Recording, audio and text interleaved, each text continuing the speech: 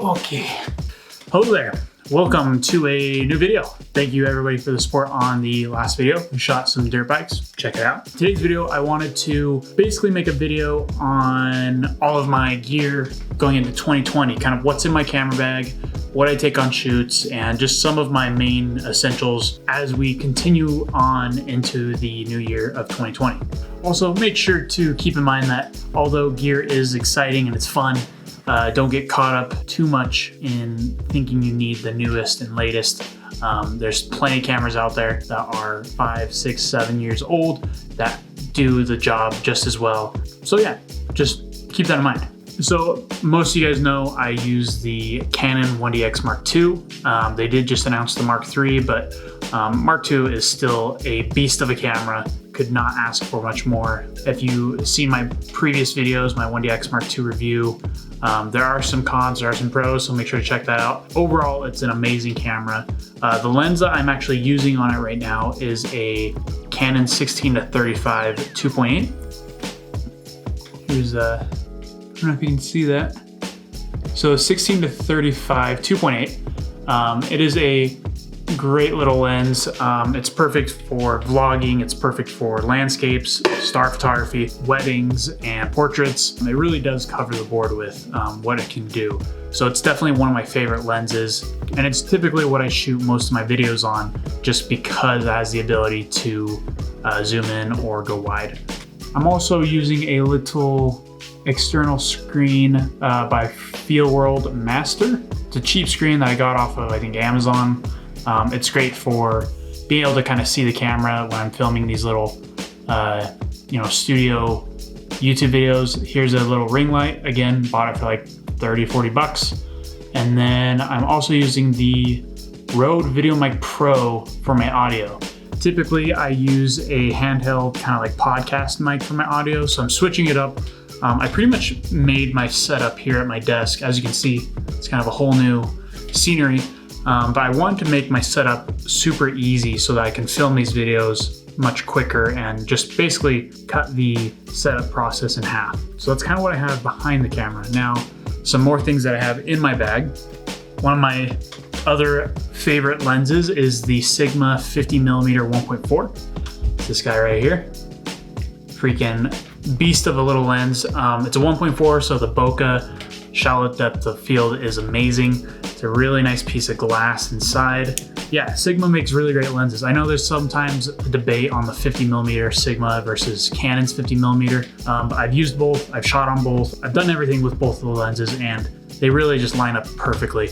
And the better part about Sigma is it's cheap. So if you're thinking about getting the 50 1.4, do it. I would save your money, get the Sigma 1.4. They make a 35 as well, 1.4, and they're both like 800 bucks or something like that.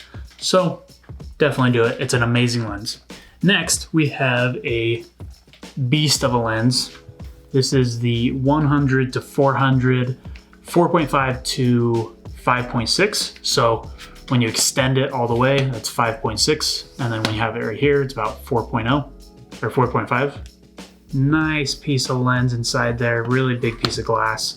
This one is probably one of my favorite lenses. Obviously, it's a really expensive lens, but I find myself using it for a lot of things. It covers that huge 100 to 400 range. So overall, having a 16-35, a 50, and then a 100 to 400, that covers a pretty good basis when I'm out shooting shoots, no matter what it is, weddings or motorcycles, anything. I also have a trusty 24 to 105. Now, this lens doesn't make it in my camera bag very much these days. It's almost more of a paperweight. It is an expensive paperweight, but for the most part, I don't usually shoot with this lens much anymore. It's still a really great lens, but I'm just trying to focus most of my new photography on shallow depth of field type images. I think they just have a very editorial and just nicer look to them, especially if you're shooting brand content. So most of the time I leave that one home just because I want to minimize the weight of my bag as much as possible. It's also like my first lens I ever shot on, so there's a lot of sentimental value to it. So I want to hold on to it. I don't want to sell it. So that's most of the lenses that I have in my bag.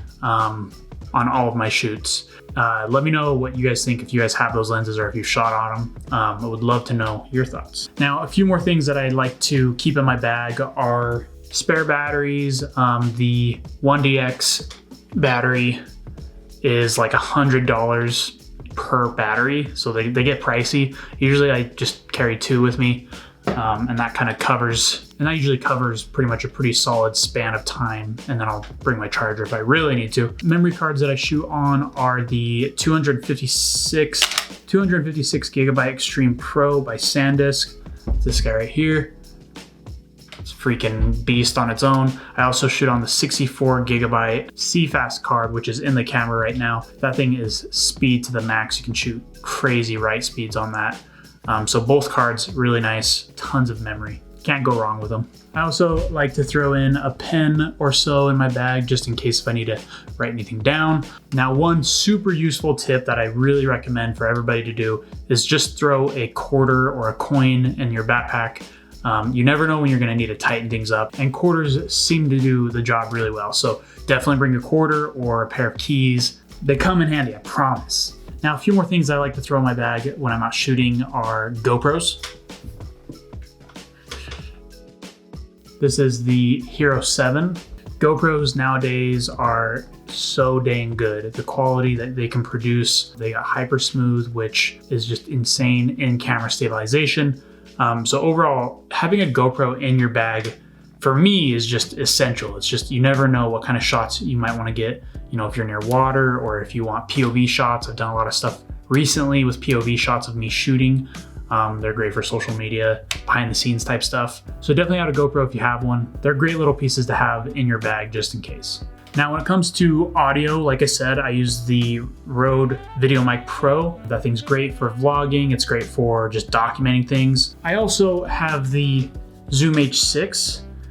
Zoom H6 is great for podcasting. It's great for ambient noise, like if you're shooting in the forest or by a river. The audio that comes from this thing is amazing. So definitely recommend this. Not an essential, but sometimes I'll throw it in my bag if I'm shooting something specific.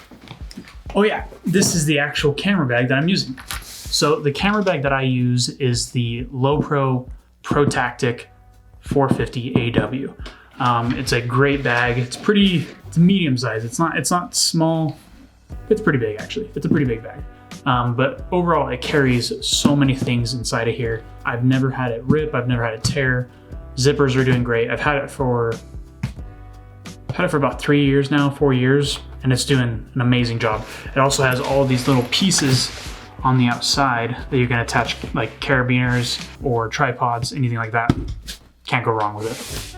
So that's pretty much everything that's in my bag right now. Some more equipment that I like to use are drones and stabilizers. If you've watched my recent videos, I've been recently shooting a ton of FPV type stuff. So here is my sick little FPV drone.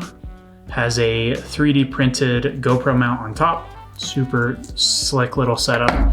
I'll probably make a video in the future kind of breaking down what my FPV setup is like. But yeah, it's super, super fun.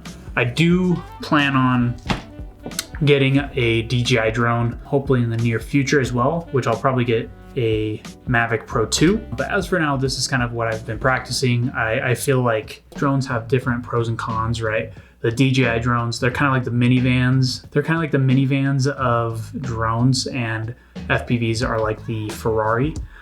You kind of get different pros and different cons for each one. One thing I'll say, the DJI drones, they are way more versatile, I would say, which sounds kind of weird, but you can just capture a lot of different content with one drone.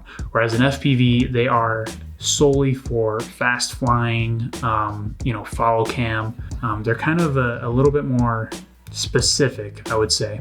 You can still capture insane content with both drones, but it really, I think, comes down to personal preference of, how good you are at flying FPV. FPV has a crazy steep learning curve, and if you don't have somebody helping you, it's going to be even harder. Whereas DJI is just a little bit simpler, way easier to just set up and start flying. And last but not least is my stabilizer, which is the Ronin M.